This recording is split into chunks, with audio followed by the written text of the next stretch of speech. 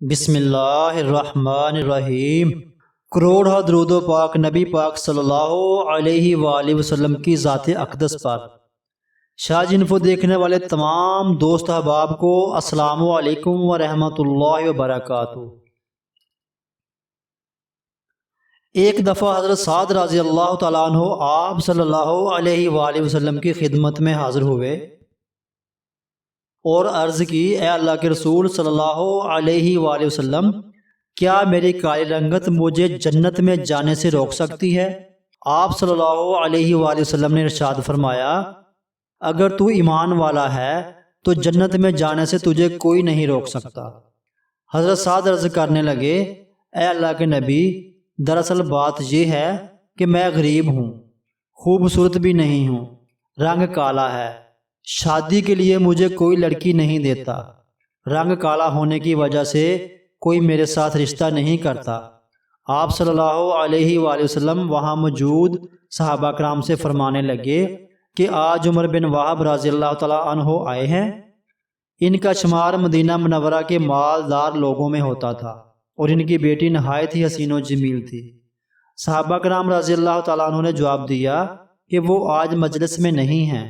آپ صلی اللہ علیہ وآلہ وسلم نے حضرت سعد رضی اللہ تعالیٰ عنہ کو فرمایا، جاؤ عمر بن وہب سے کہو کہ اپنی بیٹی کا نکاح تیرے ساتھ کر دے۔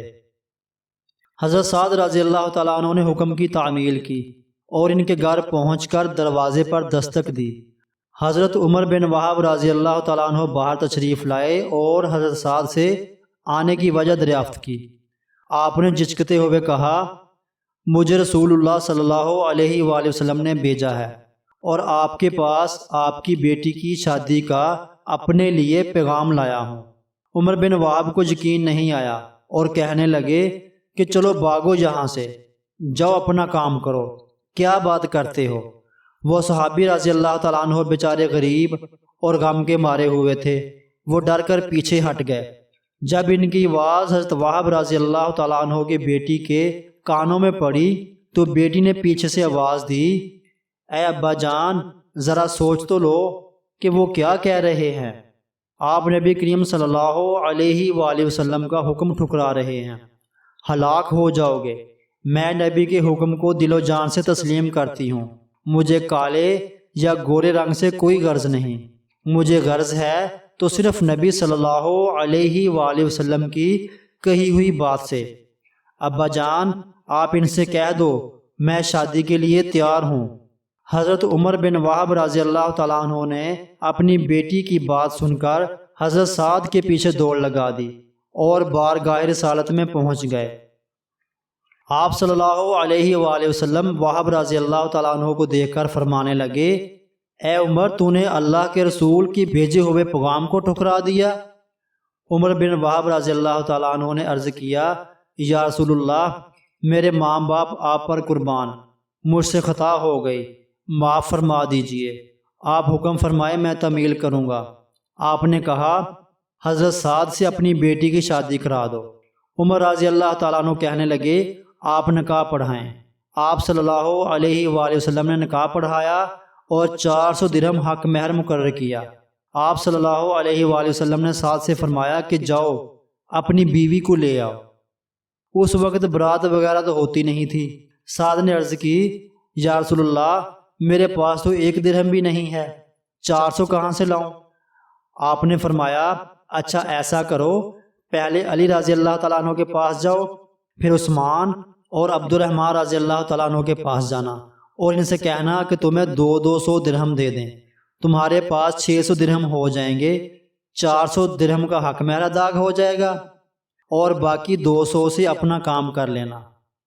نہ گھر نہ در اور نہ ہی کوئی اور چیز ہے، چلو کوئی کپڑا ہی لے لینا۔ عرض کی، بہت اچھا۔ آپ حضرت علی، حضرت عثمان اور حضرت عبد الرحمن رضی اللہ تعالیٰ عنہ کے پاس گئے۔ انہوں نے اس خوشی کے موقع پر 200 سے زیادہ دیا۔ کتنا زیادہ دیا اس بارے میں کوئی روایت موجود نہیں ہے۔ حضرت سعد رضی اللہ تعالیٰ عنہ بڑے خوش ہوئے۔ جب ایک نوجوان خوبصورت لڑکی سے شادی کرنے والا ہو، پھر اس کے جذبات کو کوئی کیسے سمجھ سکتا ہے، سوائے اس کے جس پر خود گزری ہو۔ کتنی خوشی ہوگی کیا جذبہ ہوگا۔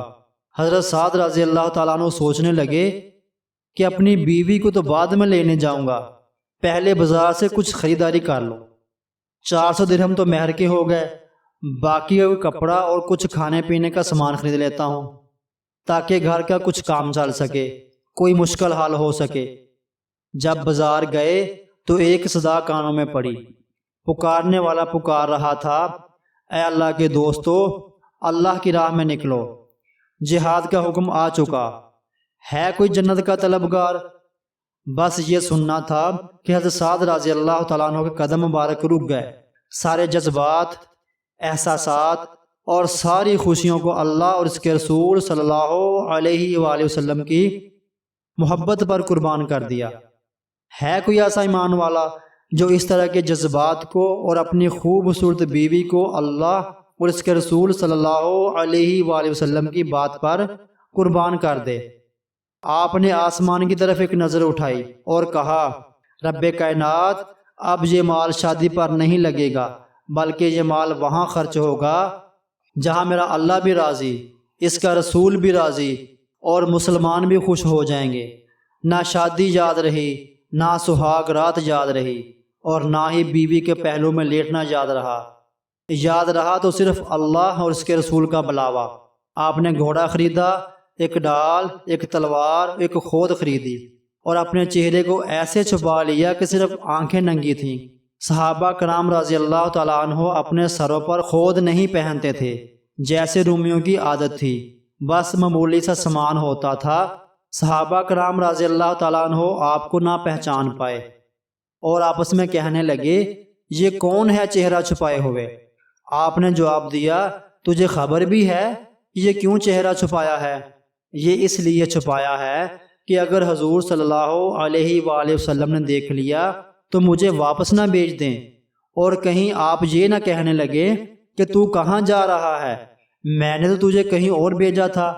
اس خیال سے اپنے چہرے کو چھپایا ہے کہ کہیں میں اللہ اور اس کے رسول کے بلاوے سے محروم نہ رہ جاؤں اور حضور صلی اللہ علیہ وآلہ وسلم مجھے واپس نہ بھیج دیں۔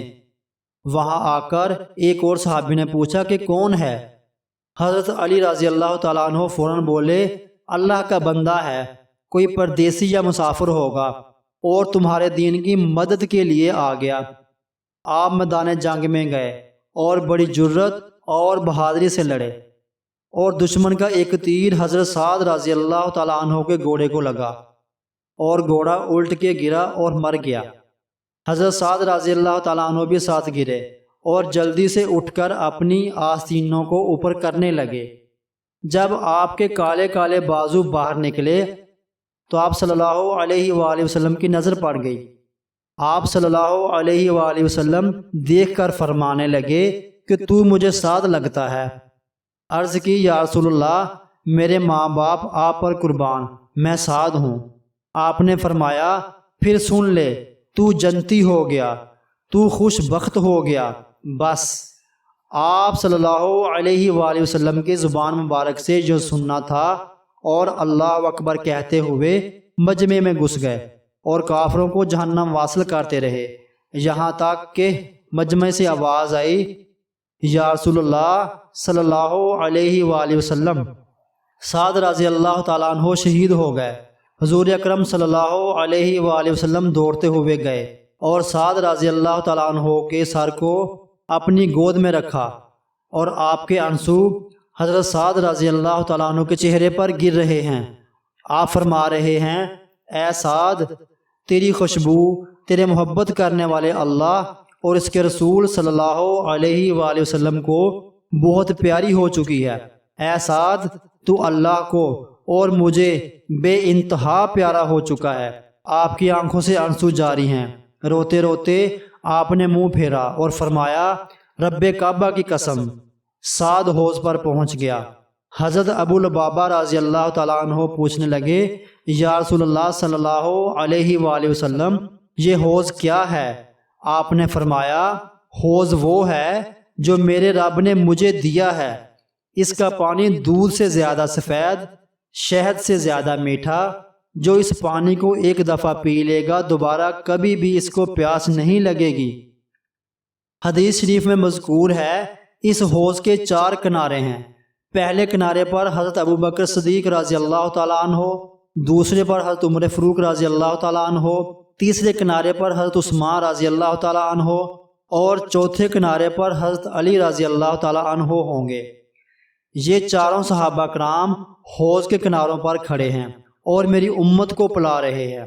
حضرت ابو لبابہ رضی اللہ تعالیٰ عنہ پوچھنے لگے، یا رسول اللہ صلی اللہ علیہ وآلہ وسلم، حوض کا مطلب تو سمجھ میں آیا کہ سعد رضی اللہ تعالیٰ عنہ حوض پر پہنچ گئے، مگر مجھے اس بات کی سمجھ نہیں آئی کہ پہلے آپ روئے پھر ہنسے، اس کے بعد آپ نے اپنا چہرہ دوسری طرف کر لیا، یہ کیا ماجرا ہے؟ آپ صلی اللہ علیہ وآلہ وسلم نے فرمایا، جب میں رو رہا تھا تو اپنے اس صحابی کی قربانی اور شوق پر رونا آ گیا، اس کی جدائی پر رویا ہوں کہ یہ کس حال میں تھا، کس طرف کو جا رہا تھا، کن جذبات میں تھا اور کیسی امر پر شہید ہو گیا، اس بات پر رو رہا ہوں۔ اور میں یہ دیکھ کر ہنسا کہ اللہ نے اسے جنت میں بہت اونچے اور اعلیٰ درجے پر فیض فرمایا۔ اس درجے کو دیکھ کر میں ہنس پڑا اور میں نے اپنے چہرے کو دوسری طرف اس لیے پھیر لیا کہ میں نے دیکھا جنت کی حوریں اس کی بیویاں دوڑتی ہوئی آ رہی ہیں اور ان کے دوڑنے کی وجہ سے ان کی پنڈلیوں سے کپڑا ہٹ گیا، ان کے پاؤں میں پہنی ہوئی پازیبیں چھن چھن کرتی مجھے نظر آ رہی تھیں، تو میں نے شرم سے اپنا چہرہ پھیر لیا۔ پھر آپ صلی اللہ علیہ وآلہ وسلم نے فرمایا کہ جاؤ ان کی بیوی سے کہہ دو کہ اللہ نے سعد رضی اللہ تعالیٰ عنہ کو تجھ سے بھی زیادہ خوبصورت بیویاں عطا فرما دی ہیں۔ ناظرین کرام، بندے کی اپنے رب اور اس کے رسول صلی اللہ علیہ وآلہ وسلم سے محبت کے مناظر تو آپ حضرت سعد رضی اللہ تعالیٰ عنہ کے واقعے سے ملاحظہ کر ہی چکے ہیں۔ حقیقت میں یہ واقعہ حضرت سعد رضی اللہ تعالیٰ عنہ کی اللہ تعالیٰ سے اور اس کے رسول صلی اللہ علیہ وآلہ وسلم سے شدت محبت پر دلالت کرتا ہے۔ آپ رضی اللہ تعالیٰ عنہ نے مالداری اور خوبصورت بیوی کے مقابلے میں اللہ کی محبت کو ترجیح دی اور اللہ کی راہ میں شہید ہونا پسند کیا۔ اپنے نوجوانی والے جذبے اور شوق کو سینے میں دفن کر کے اللہ کے حکم کو مقدم رکھا۔ آخر میں اللہ رب العزت سے دعا ہے کہ اللہ تعالی ہم سب کو ایسے جذبے والا دل عطا فرمائے۔ اے اللہ پاک، ہمیں گناہوں سے پاک کر دے۔ نبی کریم صلی اللہ علیہ وآلہ وسلم اور ان کی آل پاک سے سچی محبت کرنے کی توفیق عطا فرما۔ اللہ پاک، ہم پر وہ بوجھ نہ ڈال جس کو اٹھانے کی ہم میں سکت نہیں۔ قیامت کے دن نبی کریم صلی اللہ علیہ وآلہ وسلم کی شفاعت نصیب فرما۔ کمنٹ سیکشن میں آمین ضرور لکھیے، نہ جانے کس کی آمین بخشش کا ذریعہ بن جائے۔ آخر میں آپ تمام احباب سے گزارش ہے کہ اس ویڈیو کو لائک کر دیں اور اپنے فیس بک اور واٹس ایپ دوستوں کے ساتھ صدقہ جاریہ کی نیت سے ضرور شیئر کر دیں، اور آپ کے اپنے چینل شاہ جی انفو کو سبسکرائب کر دیں اور ساتھ بنی ہوئی گھنٹی کو دبا کر آل پہ لازمی سے کلک کر دیں تاکہ ہر نئی آنے والی ویڈیو آپ تک سب سے پہلے پہنچ سکے۔ جزاک اللہ۔ دوبارہ ملیں گے ایک نئی ویڈیو کے ساتھ۔ اللہ ہم سب کا حامی و ناصر ہو۔